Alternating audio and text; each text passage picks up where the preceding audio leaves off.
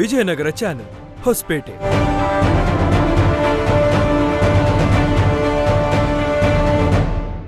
ವಾರ್ತೆಗಳ ಪ್ರಾಯೋಜಕರು RJ silver palace, prince gold palace, Hosapete.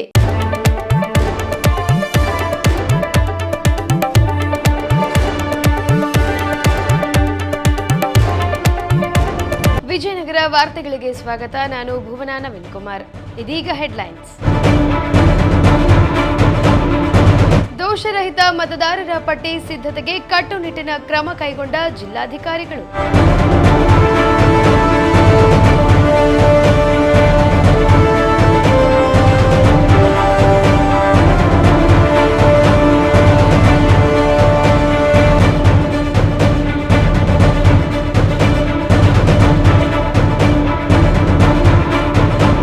Hampi Kannada ವಿಶ್ವವಿದ್ಯಾಲಯದಲ್ಲಿ ಹೆಲಿಪೋರ್ಟ್ ನಿರ್ಮಾಣಕ್ಕೆ ವಿರೋಧ.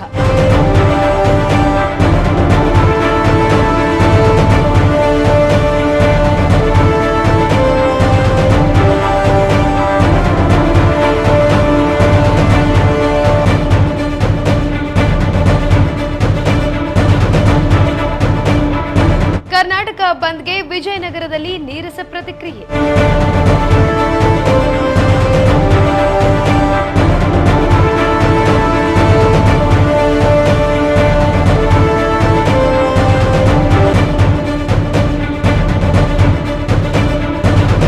ನಗರದ ಬಿಜೆಪಿ ಯುವ ಮೋರ್ಚಾದಿಂದ ಕೈಗೊಳ್ಳಲಾದ ತಿರಂಗ ಯಾತ್ರಾ ಬೈಕ್ ರ್ಯಾಲಿ.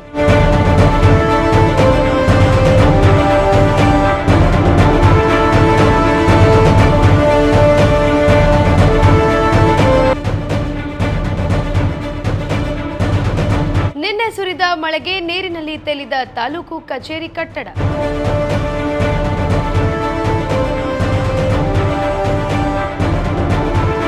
ಈಗ ವಾರ್ತೆಗಳ ವಿವರ. ವಿಶೇಷ ಮತದಾರರ ಪಟ್ಟಿಯ ಶುದ್ಧೀಕರಣ ಹಾಗೂ ಪರಿಷ್ಕರಣೆ ಪ್ರಕ್ರಿಯೆಯು ಅತ್ಯಂತ ಪಾರದರ್ಶಕವಾಗಿ ನಡೆಯಲಿ.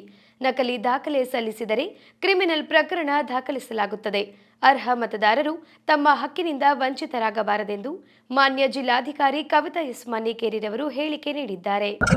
ಎಲ್ರಿಗೂ ನಮಸ್ಕಾರ. ನಿಮ್ಗೆ ಈಗಾಗಲೇ ತಿಳಿದಿರೋ ಹಾಗೆ ಈಗೆಲ್ಲ ರೀಶೆಡ್ಯೂಲ್ ಆಗಿದೆ. ಏನ್ ನಮ್ಗೆ 8ನೇ ತಾರೀಕು ಲಾಸ್ಟ್ ಡೇಟ್ ಇತ್ತು, ಈಗ ನಮ್ಗೆ ಮನೆ ವಿಸಿಟ್ ಗೆ BLOs ಮಾಡೋದು 17ನೇ ತಾರೀಕುವರೆಗೂ ಎಕ್ಸ್ಟೆಂಡ್ ಆಗಿದೆ. 36ರಿಂದ 17/8 ಈಗ ಇದು ಫುಲ್ ಸಮಗ್ರ ಪರಿಷ್ಕರಣೆ ಕಾರ್ಯ ನಡೀತಾ ಇದೆ. ಆಮೇಲೆ rearrangement of polling station rationalisation 17/8/26 ಇದೆ. ಹಾಗೆ ಡ್ರಾಫ್ಟ್ ಪಬ್ಲಿಕೇಶನ್ 24/8/26 ಇದೆ. And period of filling claims objection ಏನಾದ್ರೂ ಅಬ್ಜೆಕ್ಷನ್ ಇದ್ರೆ ಅದನ್ನ ಹಾಕುವಂತದ್ದು 24/8ರಿಂದ 23/9 ಒಂದು ತಿಂಗಳು ಕಾಲಾವಕಾಶ ಕೊಟ್ಟಿದ್ದಾರೆ. ಅದೇ ರೀತಿ ನೋಟಿಸ್ ಕೊಟ್ಟು ಅದನ್ನ ಕೇಸಸ್ ನ ಡಿಸ್ಪೋಸ್ ಮಾಡುವಂತದ್ದು, ಅಬ್ಜೆಕ್ಷನ್ ಡಿಸ್ಪೋಸ್ ಮಾಡುವಂತದ್ದು 24/8/26ರಿಂದ 22/10/26 ಇದೆ. ಆಮೇಲೆ final publication 27/10/26 final publication of voting list ಆಗುತ್ತೆ. ಸೊ ನಮ್ಮಲ್ಲಿ ಒಟ್ಟು ಟೋಟಲ್ 11,42,732 ಮತದಾರರು ಇದ್ರು. ಸೊ ಈಗ ಅದರಲ್ಲಿ ಆಬ್ಸೆಂಟೀಸ್ ನಮ್ಮಲ್ಲಿ 21,693 ಇದ್ದಾರೆ. ಡೆತ್ 38,392 ಇದ್ದಾರೆ. ಆಮೇಲೆ ಪರ್ಮನೆಂಟ್ಲಿ ಶಿಫ್ಟೆಡ್ 69,339. ಅದರ್ಸ್ ಇತರೆ ಕ್ಯಾಟಗರಿಯಲ್ಲಿ 424 ನಮ್ಮಲ್ಲಿ ವೋಟರ್ಸ್ ಇದ್ದಾರೆ. ಸೊ ನಮ್ಮಲ್ಲಿ ಆಮೇಲೆ ಸಣ್ಣ ಪುಟ್ಟ ಮ್ಯಾಪಿಂಗ್ ಆಗದೆ ಇರುವಂತದ್ದು ಸಣ್ಣ ಪುಟ್ಟ ಈಗ ಕರೆಕ್ಷನ್ಸ್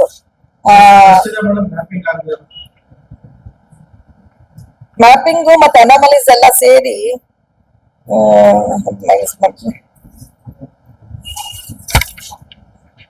17,230 ನೋ ಮ್ಯಾಪಿಂಗ್ ಆಗಿದೆ, ಮ್ಯಾಪಿಂಗ್ ಇಲ್ಲದೆ ಇರೋದು. ಆಮೇಲೆ ಸಣ್ಣ ಪುಟ್ಟ ಅನಾಮಲೀಸ್ ಇರೋದು ಒಟ್ಟು 1,23,000 ಸಣ್ಣ ಪುಟ್ಟ ಅಲ್ಲ, ಒಟ್ಟು 1,23,547 ಎರಡೂ ಸೇರಿದ್ರೆ ನಮ್ಮಲ್ಲಿ 1,40,40,777 ಇದಾವೆ. ಇದರಲ್ಲಿ ನಾವೀಗ ಶಿಫ್ಟಿಂಗ್ ಮತ್ತೆ ಡೆತ್ ತೆಗೆದ್ರೆ ಇನ್ ಮಿಕ್ಕಿದಕ್ಕೆಲ್ಲ ನಾವು ನೋಟಿಸ್ ಇಶ್ಯೂ ಮಾಡ್ತಾರೆ ನಮ್ಮ ARs. ಆ ನೋಟಿಸ್ ಇಶ್ಯೂ ಮಾಡಿದ್ಮೇಲೆ ಅವರು ಯಾವುದೇ ಡಾಕ್ಯುಮೆಂಟ್ಸ್ ಇದ್ದು ತಗೊಂಡ್ಬಂದು ಕೊಟ್ರೆ ಅದನ್ನ ಹಿಯರ್ ಮಾಡಿ ಸ್ಪೀಕಿಂಗ್ ಆರ್ಡರ್ ಮಾಡಿ ಅವನ್ನ ಡ್ರಾಫ್ಟ್ ಅಲ್ಲಿ ಸೇರಿಸುವಂತ, ಫೈನಲ್ ಡ್ರಾಫ್ಟ್ ಅಲ್ಲಿ ಸರಿ ಇದ್ರೆ ಫೈನಲ್ ಡ್ರಾಫ್ಟ್ ಅಲ್ಲಿ ಸೇರಿಸುವಂತ ಒಂದು ಕೆಲಸವನ್ನ ಮಾಡ್ತಾರೆ. ಮ್ಯಾಪಿಂಗ್ ಆಗದೆ ಇರೋದೇ 17,230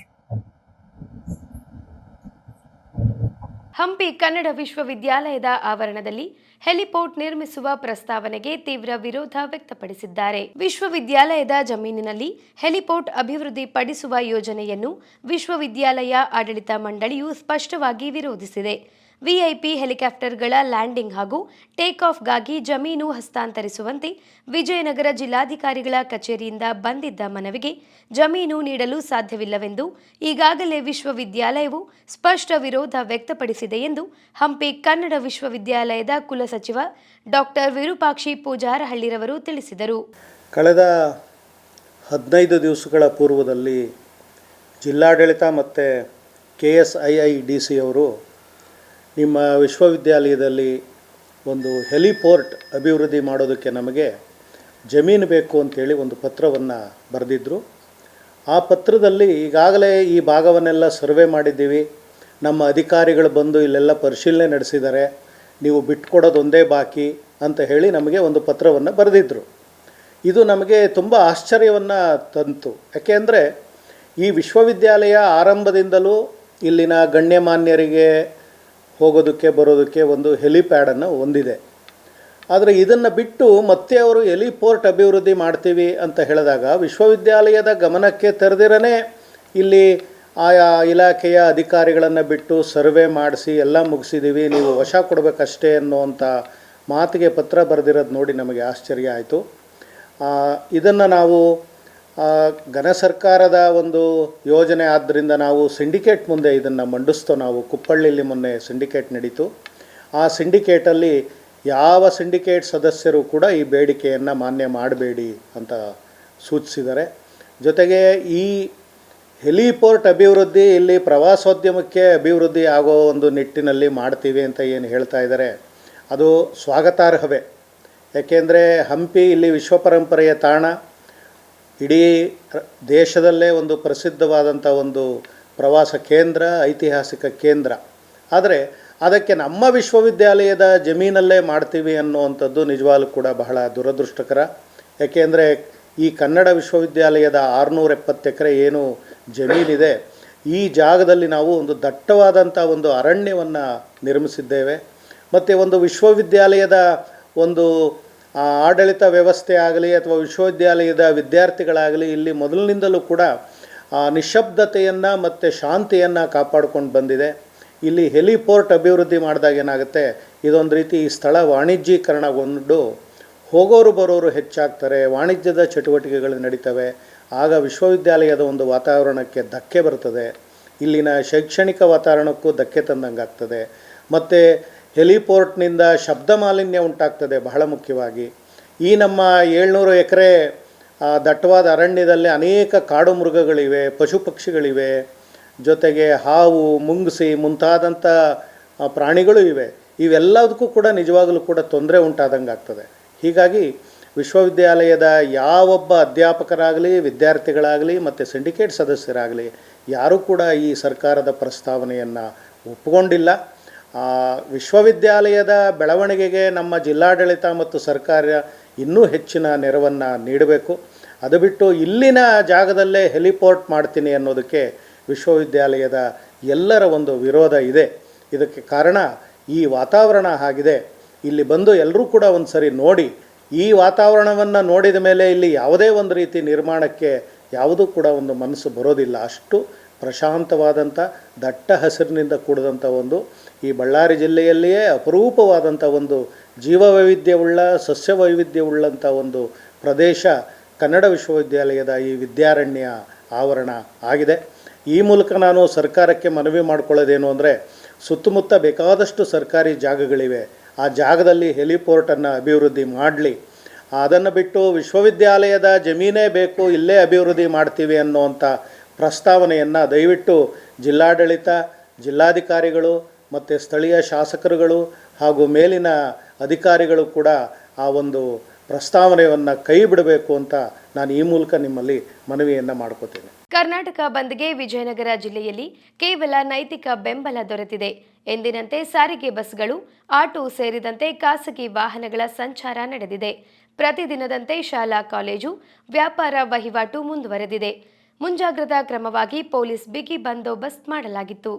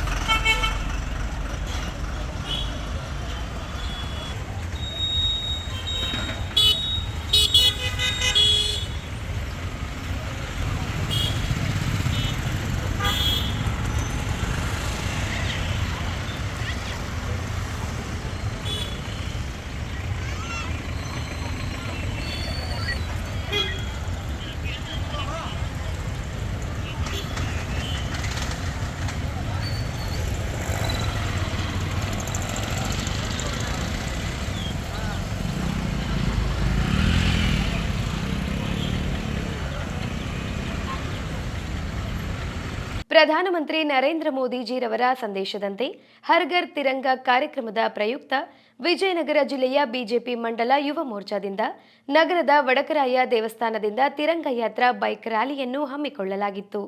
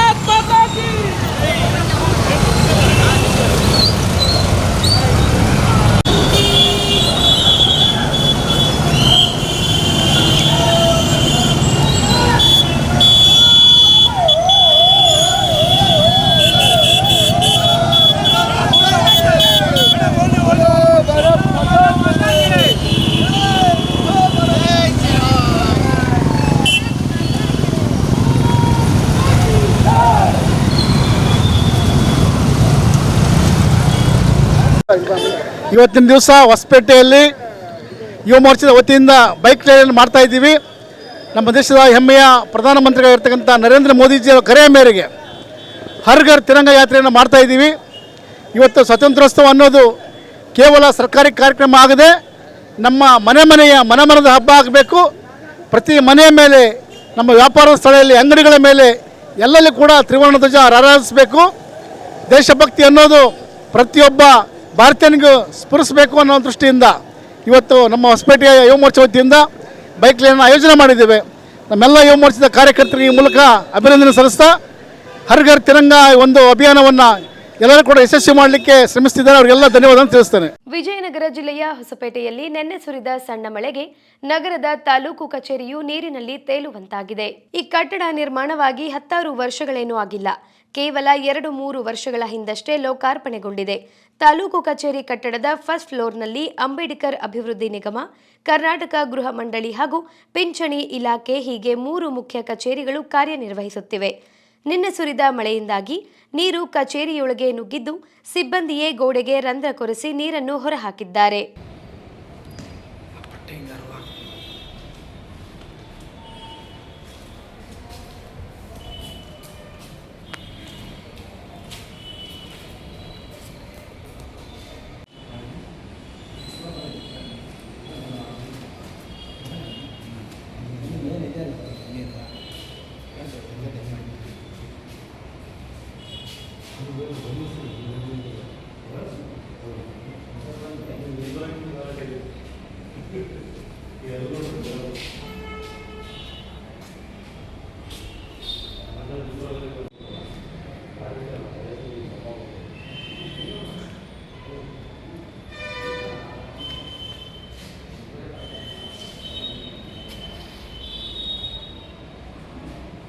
ಇವತ್ತು ವಿಜಯನಗರ ಜಿಲ್ಲೆಯ ತಾಲೂಕು ಕಚೇರಿಯಲ್ಲಿ ನಾವು ಪ್ರತಿದಿನದಂತೆ ಕೆಲವೊಂದು ಕೆಲಸಗಳಲ್ಲಿ ಬರ್ತಾ ಇದ್ವಿ. ಇವತ್ತು ಏನಾಗ್ತಿದೆ ಅಂದ್ರೆ ಅಂಬೇಡ್ಕರ್ ನಿಗಮ ಏನಿದೆ ಫಸ್ಟ್ ಫ್ಲೋರ್ ಅಲ್ಲಿ ಸುಮಾರು 1 ವರ್ಷ 2 ವರ್ಷ ಆಗಿರ್ಬೋದು, ಹೊಸ ಬಿಲ್ಡಿಂಗ್ ಇದು. ಆದ್ರೆ ಇವತ್ತೇನು ಆಗ್ತಾ ಇದೆ ಅಂದ್ರೆ ಕಾಮಗಾರಿ ಕಳಪೆಯಲ್ಲಿ ಪ್ರದರ್ಶನ ಆಗ್ತಾ ಇದೆ. ಇಲ್ಲಿ ಸಂಬಂಧಪಟ್ಟ ಅಧಿಕಾರಿಗಳು ಅವರು ನೋಡಿದ್ರು ಕೂಡ ಸಹ ಅವರ ಕಣ್ಣಿಗೆ ಬಟ್ಟೆ ಕಟ್ಟಿಗೆ ರೀತಿಯಲ್ಲಿ ಇದ್ದಾರೆ. ಇದನ್ನ ಯಾರು ಕ್ವಶನ್ ಮಾಡ್ತಾ ಇಲ್ಲ. ಸಾರ್ವಜನಿಕರೇ ಕ್ವಶನ್ ಮಾಡ್ಬೇಕು. ಯಾಕಂದ್ರೆ ಮಳೆ ಬಂದ್ರೆ ಇಲ್ಲಿ ನೀರ್ ನಿಂದಿರ್ತವೆ. ಇಲ್ಲಿ ಸಾರ್ವಜನಿಕರು ಯಾರಾದ್ರೂ ಬಂದು ಬಿದ್ರೆ ಮತ್ತೆ ಕರೆಂಟ್ ವೈರ್ಗಳು ಇದಾವೆ, ಇದಕ್ಕೆ ಅರ್ಥಿಂಗ್ ಆಯ್ತು ಮತ್ತೆ ಏನಾದ್ರೂ ಆಯ್ತು ಅಂದ್ರೆ ಅನಾಹುತ, ಅದಕ್ಕೆ ಹೊಣೆ ಯಾರು? ಸಂಬಂಧಪಟ್ಟ ಅಧಿಕಾರಿಗಳೇ ಆಗಿರ್ಬೋದು ಹೊಣೆ ಹೊತ್ಕೋಬೇಕು. ಮತ್ತೆ ಇಲ್ಲಿ ಏನ್ ಕಾಮಗಾರಿ ಮಾಡಿದ್ದಾರೆ ಅವ್ರನ್ನ ಮತ್ತೆ ಕರೆಸಿ ಮತ್ತೆ ರಿಸ್ಟೋರೇಷನ್ ಮಾಡೋ ರೀತಿಯಲ್ಲಿ ಒತ್ತಾಯ ಮಾಡ್ಬೇಕು. ಇಲ್ಲ ಅಂದ್ರೆ ಮುಂದಿನ ದಿನಗಳಲ್ಲಿ ಹೋರಾಟಗಳನ್ನ ಎತ್ಕೊಂತೀವಿ.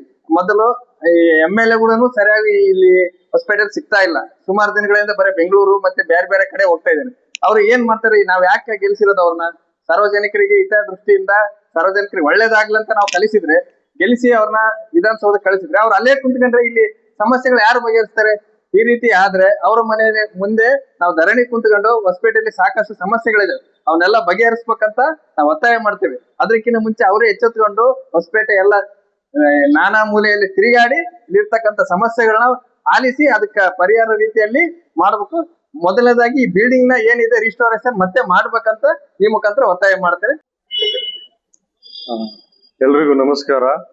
ನಾವು ಇವತ್ತು ಪ್ರತಿದಿನ ಏನ್ ಬರ್ತೀವಿ ತಾಲೂಕ್ ಕಚೇರಿಗೆ, ನಮ್ಮ ಏನ್ ಕೆಲಸಗಳು ಇರ್ತವೆ, ಅದೇ ರೀತಿ ಇವತ್ತು ನಾವು ನಮ್ಮ ಹೊಸಪೇಟೆ ತಾಲೂಕ್ ಕಚೇರಿಗೆ ಬಂದಿದ್ದೀವಿ.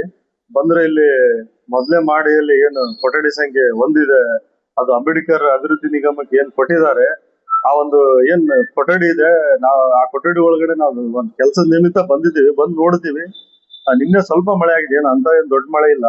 ಆ ಒಂದು ಸ್ವಲ್ಪ ಮಳೆ ಆಗಿರೋ ಪರಿಣಾಮವಾಗಿ ಇಲ್ಲೆಲ್ಲ ಕಚೇರಿಯಲ್ಲಿ ನೀರ್ ನಿಂತ್ಕೊಂಡಿತ್ತು.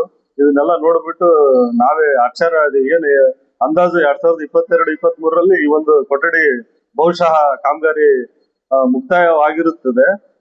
ಏನಂದ್ರೆ ಇಷ್ಟು ಒಂದು ಕಡಿಮೆ 2.5 ವರ್ಷ ಆಗಿರ್ತಕ್ಕಂಥ ಈ ಒಂದು ಕಟ್ಟಡ ಸ್ವಲ್ಪ ಮಳೆಗೆನೆ ನೀರು ಸೋರ್ತಾ ಇದೆ ಅಂತಂದ್ರೆ ನಮ್ಗೆ ಬಹಳ ಆಶ್ಚರ್ಯ ಆಗ್ತೈತೆ. ಏನ್ ಇವತ್ತು ಜನರ ತೆರಿಗೆಯಿಂದ ಈ ಒಂದು ಸಾರ್ವಜನಿಕ ಕಟ್ಟಡ ನಿರ್ಮಾಣವಾಗಿದೆ.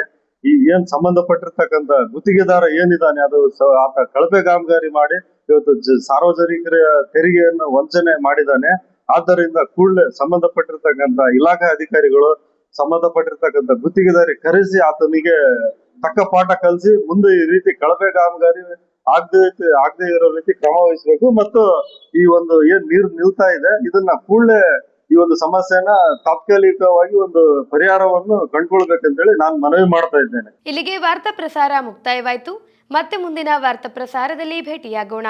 ನಿರಂತರ ಅಪ್ಡೇಟ್ಸ್ಗಾಗಿ Vijayanagara channel Hosapete YouTube channel ಅನ್ನು ಸಬ್ಸ್ಕ್ರೈಬ್ ಮಾಡಿ.